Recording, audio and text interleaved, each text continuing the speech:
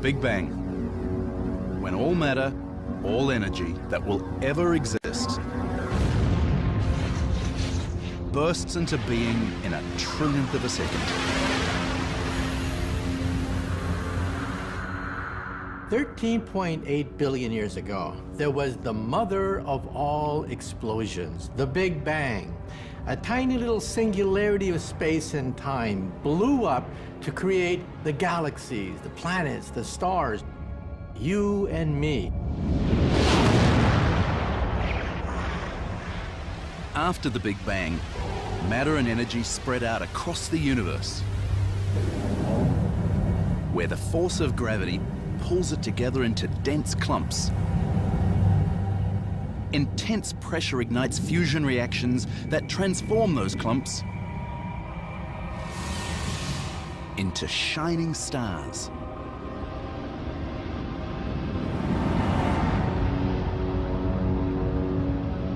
Then 4.5 billion years ago, our sun and the planets around it take form.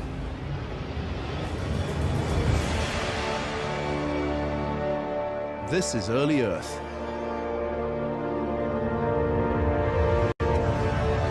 It's a place you would hardly recognize. You couldn't survive a moment on its 1800 degrees centigrade surface.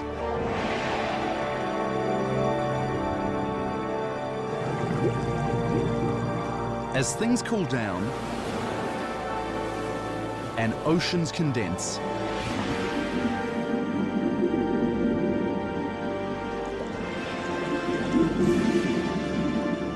the first bacteria, the first life, appears. From the early stages of life, certain organisms learn to access energy from the sun through the process of photosynthesis.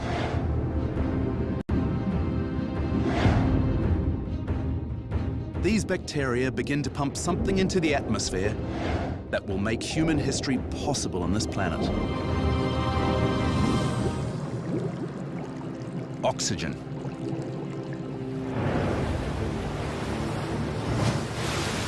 Then, after almost 4 billion years of life on Earth, in a sudden flurry of evolutionary change called the Cambrian explosion, life as we know it bursts into bloom.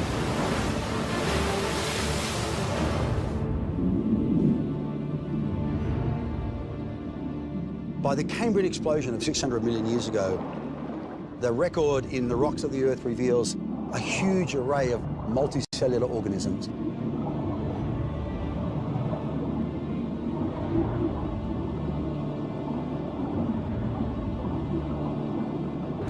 And thereafter, evolution picks up more and more quickly.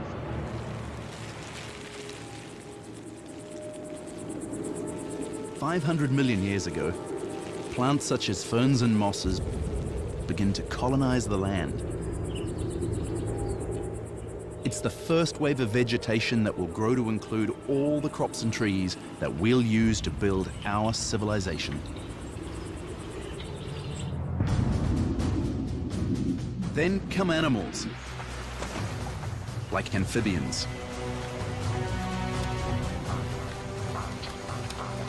Life explodes in diversity, laying the groundwork for everything we know today.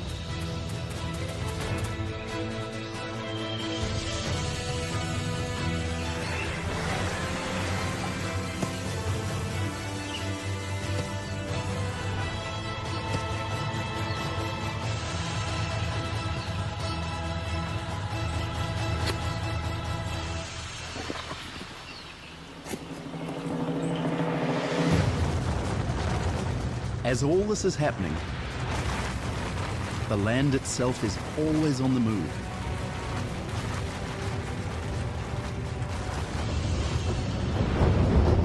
Continents drift across the planet's surface.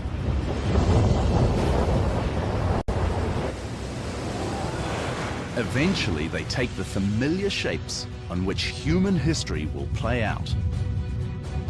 Africa and India start crashing into Eurasia. And as part of this great collision, the mountains of northern Africa and Spain, and the Alps and the Himalayas rise. Two great rivers, the Tigris and the Euphrates, begin to flow. The Persian Gulf and the Red Sea thrust far into the land. And a region we call Mesopotamia comes into being. A region that will play an outsized role in the great drama of civilization that is to come.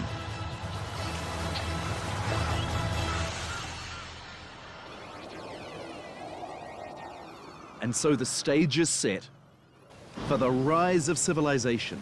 It begins in Mesopotamia 10,000 years ago, when people there figure out a new way to harvest Deep Time's greatest gift, the ancient energy from the Big Bang, which cooled into matter that was gathered up by gravity into our sun.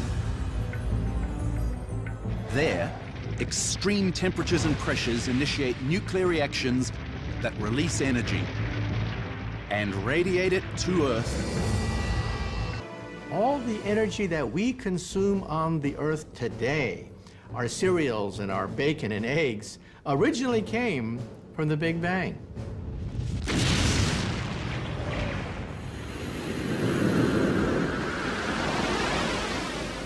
As humans evolved over hundreds of thousands of years, we harvested this energy by simply hunting and gathering. For 99% of human history, we basically lived as nomads, chasing the deer and the buffalo, getting energy from wherever we could. When the deer and the buffalo left, we had to leave too. But about 8,000 BC,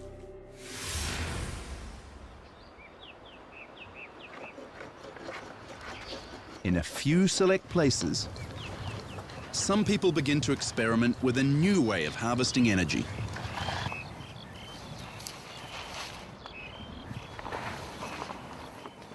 They're growing their own crops. An act so seemingly simple, it's hard to believe it will kickstart a revolution. But it will. These are the first seeds in the rise of civilization. And at first, it is only happening in one region on Earth. Here, in Mesopotamia. Why? A major reason is that the hills above Mesopotamia provide the motherlode of native plants that can be cultivated, including several species of a plant that's going to become mankind's most vital resource for all of recorded history. A plant whose roots go far back into deep time. Which plant is it? It's grass. It's not an exaggeration to say, no grass, no civilization. Around the world, every major civilization has been a collaboration between humans and a particular grass. Millet in North China, rice in South China. In Mesoamerica, corn. In the Middle East, wheat and barley. You don't get civilization without grass. For most of deep time, grass didn't exist. It first arises about 100 million years ago, when certain plants evolved to spread their pollen in a new way. Not through bees or other insects, but through the wind. But once it appeared, grass carpeted the planet. Grass has the ability of being able to spread relatively quickly into ecologies and environments and populate them quite fully.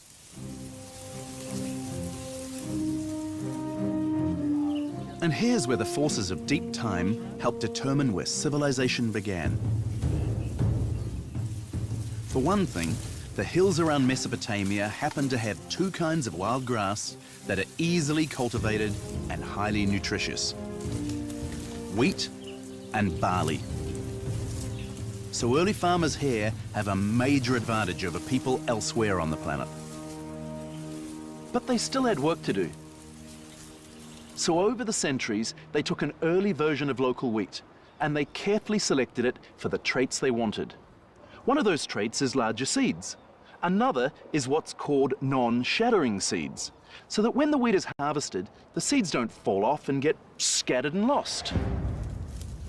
So slowly, over time, by careful selection, humans coaxed this to evolve into this.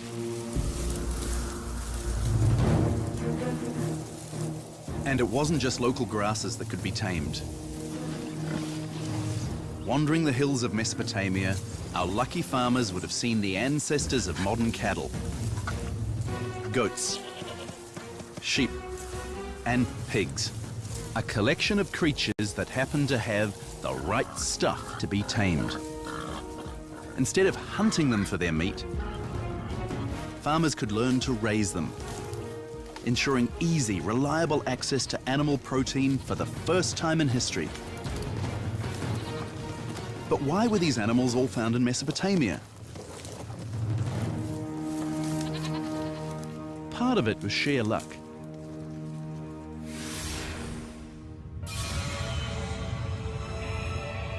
But another part was that deep time placed Mesopotamia at one of the vital crossroads of the world. As plate tectonics assembled the old world, Mesopotamia found itself in the sweet spot where Asia, Europe, and Africa came together.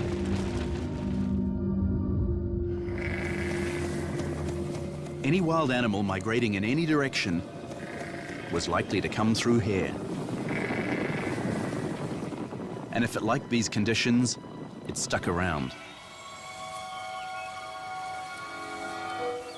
But what exactly is it about this collection of animals in ancient Mesopotamia that meant they could be domesticated and help humanity launch our first civilizations?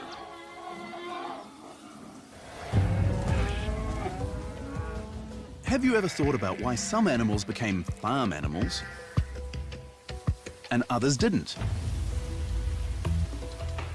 The first part of the answer is that all of our farm animals are plant eaters.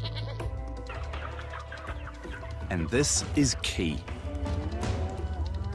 It's way too expensive to keep and feed animals that eat other animals, much less one that might view you as lunch. So, if you're looking for an animal to domesticate, pick a herbivore.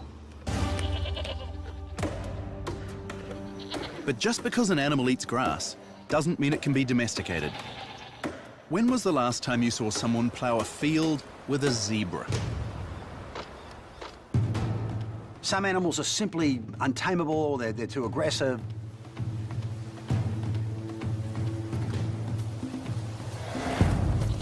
What else do cows, goats, and sheep have in common that make them tameable? They're all herd animals that will sometimes even stampede in their eagerness to follow a leader.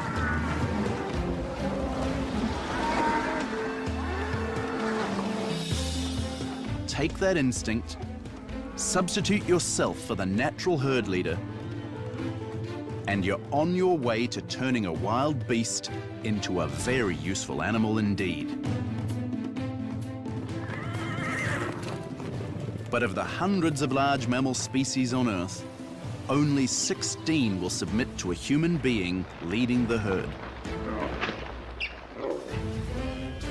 And so it's truly remarkable that among the select group, 4 of the most important animals that can be domesticated happen to exist in one small region of the ancient world. So thanks to favorable wild crops and animals, it is here in Mesopotamia that humankind begins the journey to farming. which is the key to the civilizations and empires to come.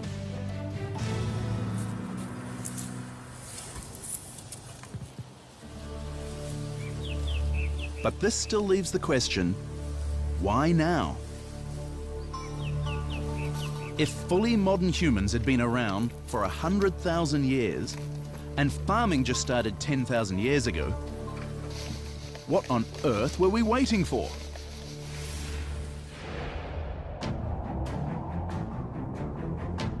It turns out we were waiting for warmth.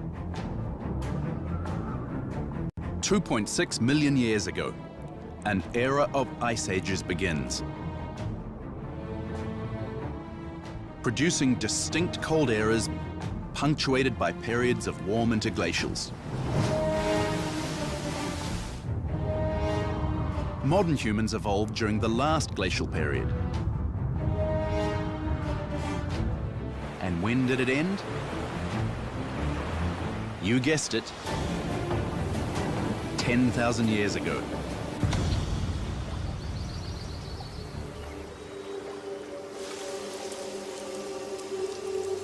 The fact is, plants like warm weather. And it was only 10,000 years ago, when the most recent ice age ended, that conditions in Mesopotamia finally came together in just the right way.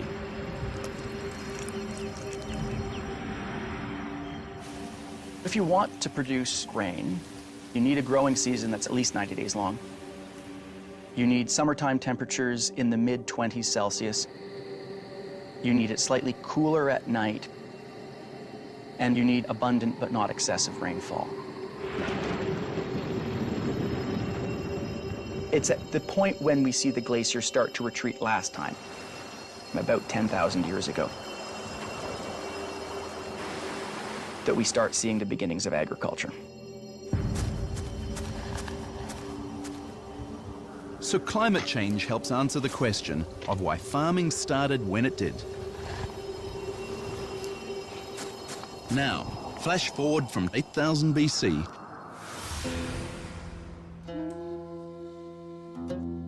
to 3,800 BC.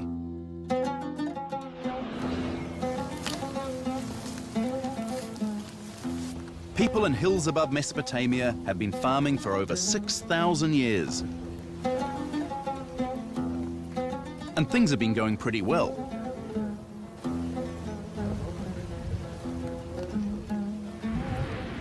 But a disastrous change is coming.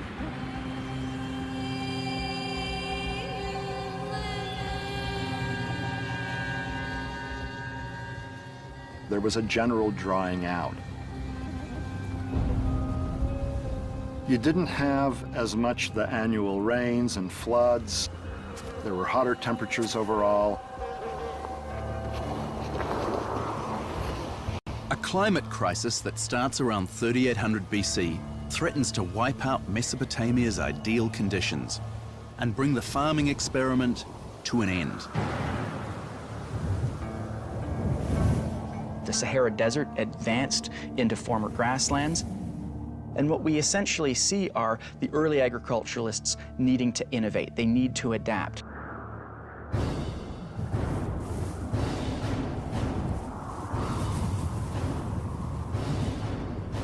And it turns out that ancient geology will be a key to their survival.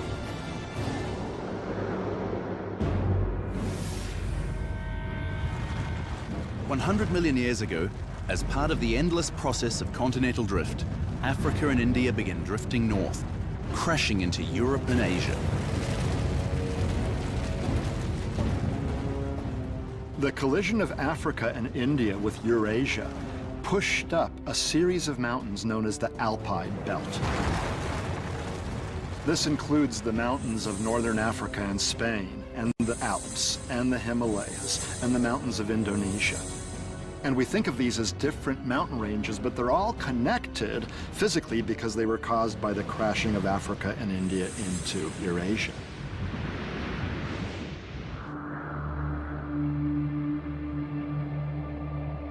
And these mountains are crucial to the rise of agriculture, because moist air passing over them is forced to rise, where it cools, condenses, and falls as snow.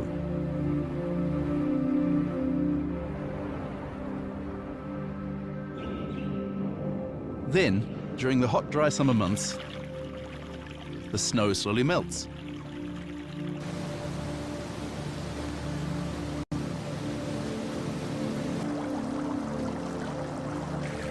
This feeds major river systems, just when farmers need the water. So without these tectonic collisions, without the creation of these mountain ranges, we wouldn't have these tremendous river systems that have been so vital for subsequent human history. Here in Mesopotamia, two of these Alpide Belt rivers, the Tigris and the Euphrates, flow down right into this region of early farming.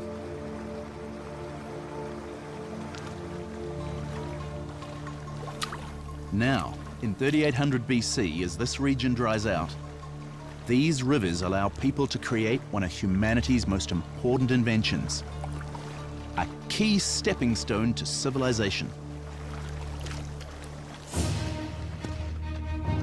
They begin to channel the rivers into a maze of canals and ditches that soak their fields throughout the summertime. Now they don't need rain, which has become erratic and unreliable. Now all they need is the river.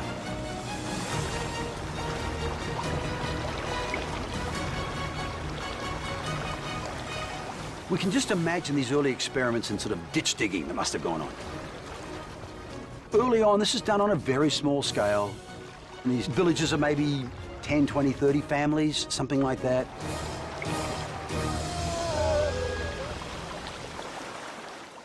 People here have stumbled onto a solution that not only saves farming, but causes yields to explode. Now, thanks to irrigation, there's a major food surplus. So for the first time in history, some people do not have to spend their entire lives obtaining food. They can devote themselves to making things like sun-baked bricks and clay pots. In other words, now some people can specialize. Very quickly, these initial professions explode. Arguably, pottery is the first sort of profession that appears because everybody needs to store their stuff. You need stuff to eat out of and drink out of and so on. All the things that these early towns need now start to appear. And suddenly you've got builders, you've got tool makers, irrigation diggers and bricklayers and so on. Early priestly sort of classes begin to appear. People with specialized leadership functions start to appear. As this happens, another new thing appears for the first time. Here in Sumer, the village of Uruk mushrooms into a hub of thousands of people. The first city. And the more people gather together, marshalling the energy of the surrounding countryside, the more complex human society becomes. It's a phenomenon seen across all scales in the universe. The more matter and energy gather together in one place, the more chances there are for new interactions, for new acts of creation. Whether it's dust and gas, pulled together by gravity into stars and solar systems, or elements gathered together into molecules, these hubs of complexity are what drive the universe forward and make it an interesting place to live. The idea of hubs being regions of complexity where interesting things can happen permeates even life. Animals and plants could not have developed had it not been for a lot of stuff coming together and being present in about the same place.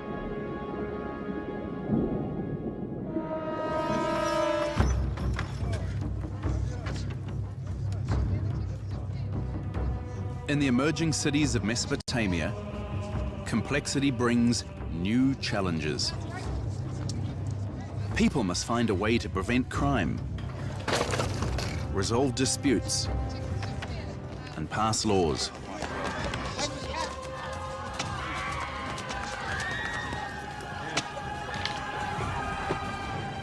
So in 3500 BC, the first large governments appear on Earth, a collection of city-states called Sumer, right here on the banks of the Tigris.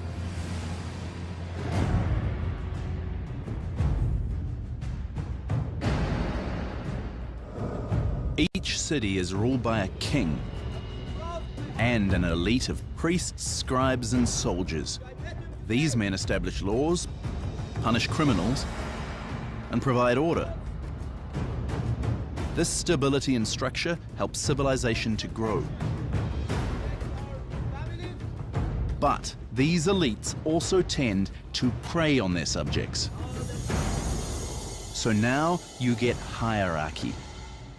Using the same principle by which farmers herd cattle, people begin dominating other people.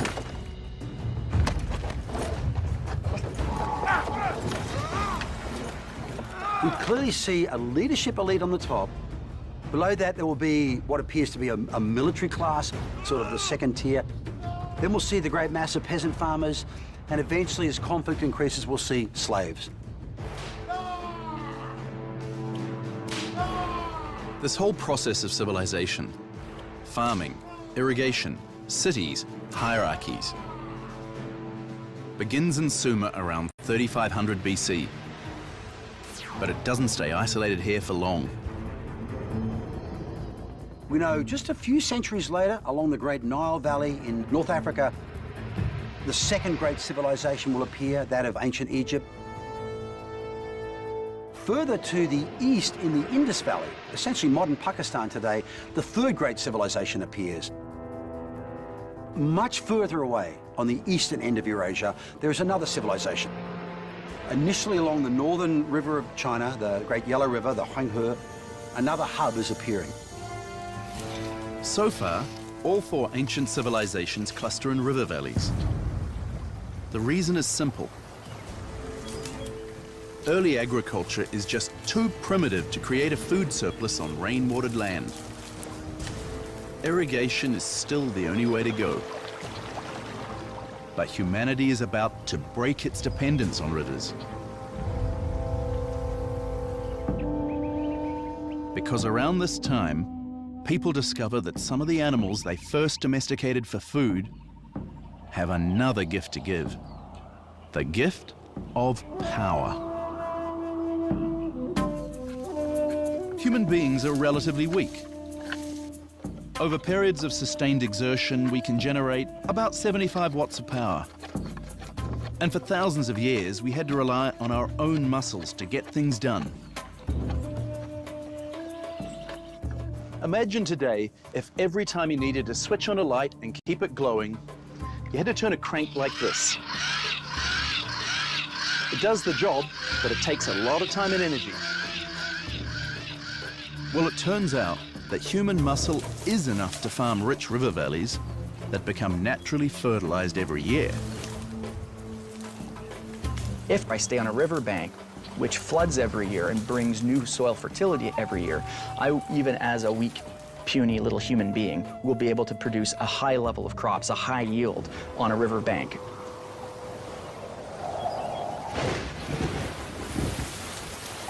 But rain-watered land needs something else to keep it fertile year after year. You need to dig down and turn the soil over to dredge up rich nutrients. In other words, you need to plow. And people with their 75 watts of power are just too weak to do that on a large scale. But around 3500 BC, people discover that they can train some of the animals they've been raising as food to pull plows and dredge up the soil's deep fertility. You could go down 6, 8, maybe even 10 inches in some cases and access a huge amount of soil nutrition, which allowed us then to produce much greater crops and much higher yields. and we could move into areas that simply could not support agriculture when we were simply using human labor as the basis of the cultivation. It's an energy revolution. By yoking a horse or an ox to a plow, mankind multiplies his power 4 to 8 times.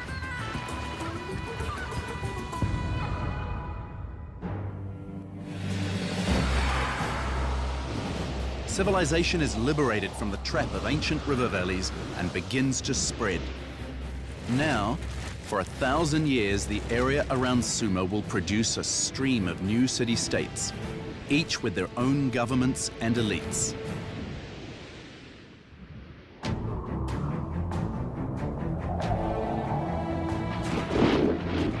Then in 2350 BC, a powerful new leader appears. He sparks a revolution that will reorganize civilization, giving it the form it will take in most places right up to the 20th century. A form we call the Empire. His name is Sargon of Akkad. The great Sargon of Akkad comes along, conquers each of these cities one by one to create a much larger socio-political military structure, the world's first true empire. And this just becomes the standard model then for the next 2-3 millennia. Sargon's forced unification of Mesopotamia into the world's first empire is violent. But once the violence subsides, the benefits become obvious. This region was physically blessed by the forces of deep time. But the hubs of energy were scattered across the landscape.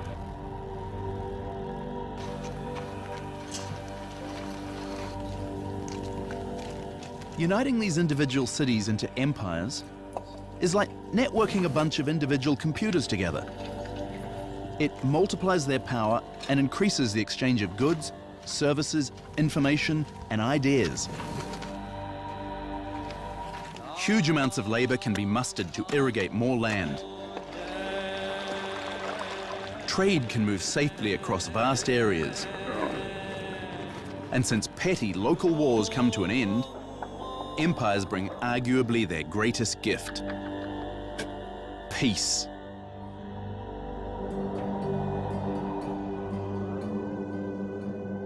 Not far away, on the Nile, a similar process has been taking place. As god kings, called pharaohs, extend their rule across Egypt. Egypt's system is such a success, it becomes the most stable civilization in history, lasting almost unchanged for 2,500 years. But can deep time help explain why Egypt will be so stable and unchanging? Rise up above the Great Pyramid and look around. 2,000 miles to the south, the Nile begins in the mountains of Central Africa.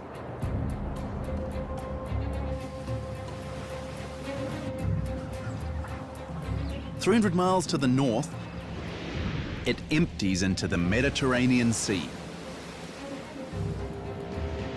On either side stretch harsh deserts. All of this is a function of how Africa crashed into Europe, a process that began 100 million years ago.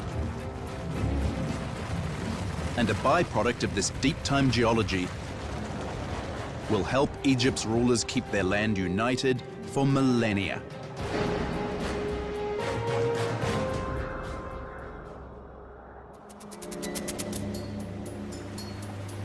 One major reason for this has to do with travel and communication. In the ancient world, early boats can easily float down most rivers. But they're too primitive to sail back up, making most rivers a one-way street.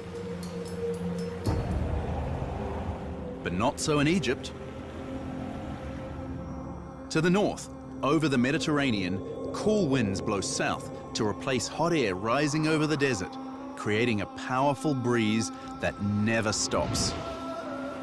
So here, boats that float down the Nile can sail back up, pushed by the continuous breeze. It's very easy to make the return journey and just come back down again. So trade and exchange, connections, if you like, between Upper and Lower Egypt are facilitated through geology. Meanwhile, deserts on either side act as great walls to protect Egypt from invasion. Here's this Nile civilization sealed off through its quirks of geology and geography, enjoying millennia of relatively uninterrupted, peaceful, successful civilization. Quite extraordinary.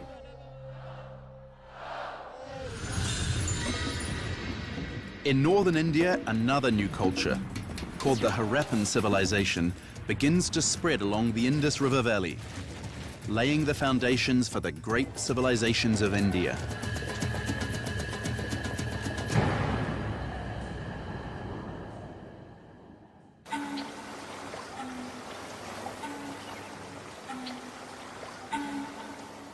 And finally, along the Yellow River in China, a fourth great civilization is taking shape. The same basic pattern repeats itself in China at roughly the same time. It starts building cities, it develops agriculture along a similar pathway in terms of having large-scale irrigation networks. But thanks to a quirk of deep time, China will forever develop as a world apart.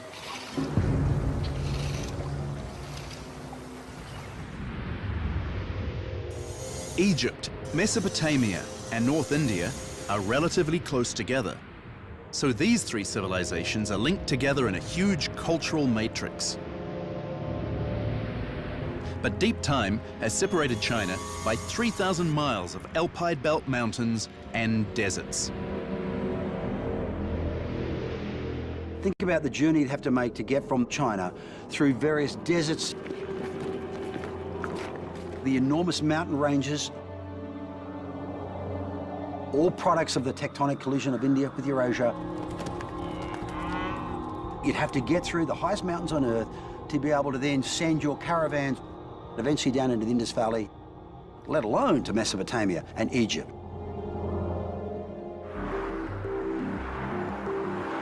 China's isolation is illustrated by a major difference between East Asians and everyone else on Earth. And it has to do with how people write. In both the Middle East and in China, writing begins as pictographs and hieroglyphs, in which things and ideas are represented by thousands of individual characters. But Middle Eastern scribes eventually reduce writing to a mere 30 phonetic symbols, or even less, making it very simple. Phonetic alphabets are quickly copied across the Middle East and India. But thanks to their Alpine Belt isolation, the Chinese are unaware of this. So even today, throughout the Far East, people still have to memorize thousands of different characters in order to read and write. Geographical isolation leads to the emergence of two profoundly different ideas about what writing should look like. Both equally rich, both capable of incredible expression, but both profoundly different, it appears, in purpose and in actual structure.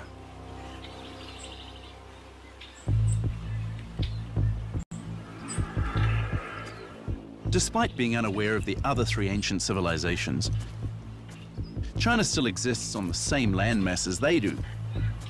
So some things inevitably get through.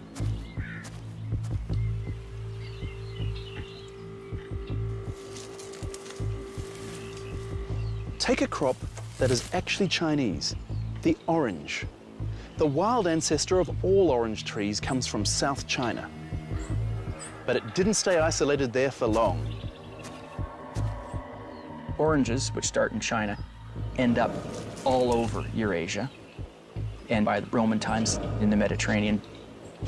So presumably there were trading routes, one little bit at a time. Farmers that tended to walk and hand seed over to their friends, that walked and handed seed over to their friends. And over very long periods of time, there were some exchanges between these two broad areas. Across Eurasia, this happens again and again, with food, technologies, even ideas. Each great civilization reaps the benefits of everyone else's innovation. So for the next 3,000 years, all four great Old World civilizations will march forward at roughly the same level of development.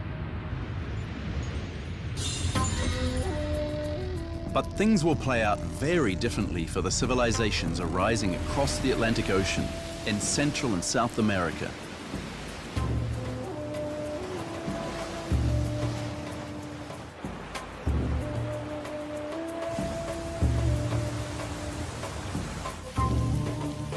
American civilizations that culminate with the Maya, the Aztecs, and the Incas independently invent agriculture, then build impressive cities and empires.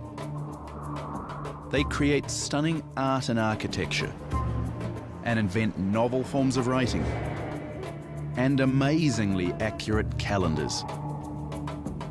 But even still, they're cut off from major advances that sweep the Old World. They don't have things like wheeled vehicles, or steel weapons, or gunpowder, and so they will lag thousands of years behind the people in Afro-Eurasia.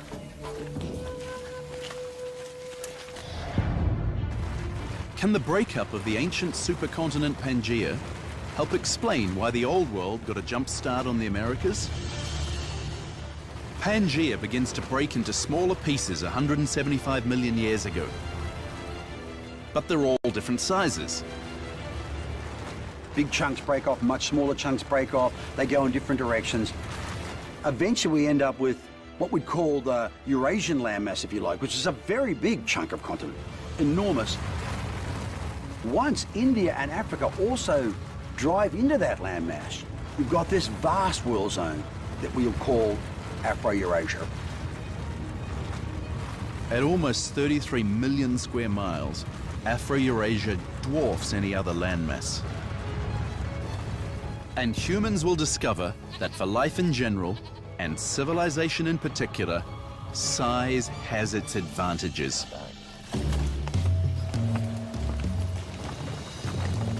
Because it's so big, Afro-Eurasia has the most plants and animals,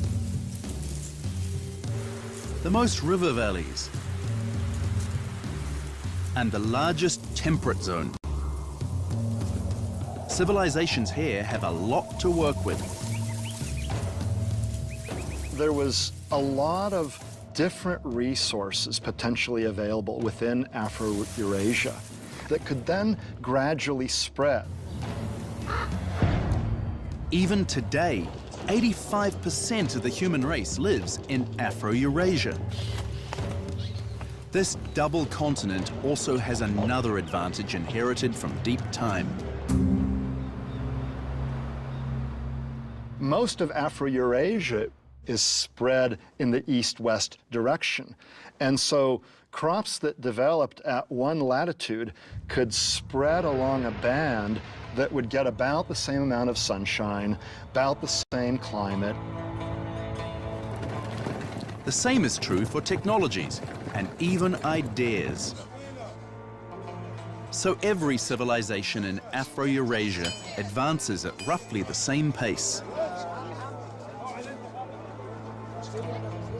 But compared to Afro-Eurasia's 33 million square miles, the second largest chunk of Pangaea, the Americas, is only about 16.4 million square miles and lacks the diversity of the Old World.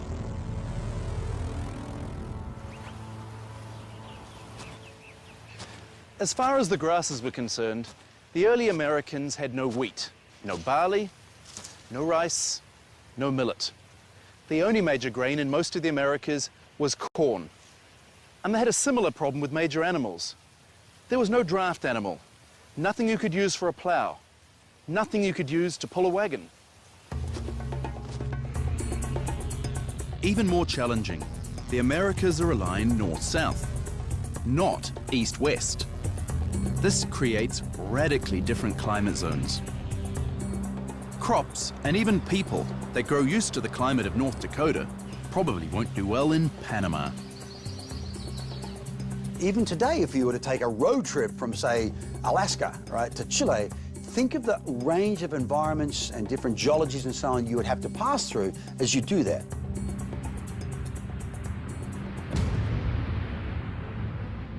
Still, as civilizations first arise in both the Old and New Worlds, the amazing thing is not how different they are, but how alike.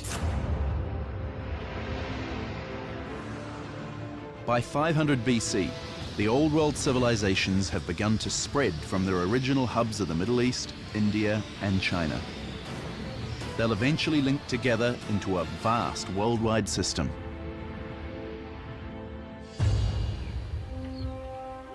That system was rooted in history's greatest revolution, the invention of farming,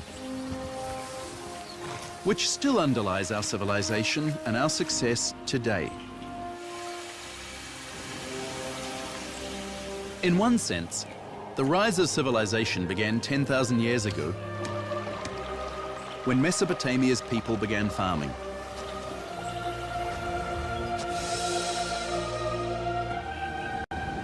But in another sense, agriculture and civilization have roots going back much further.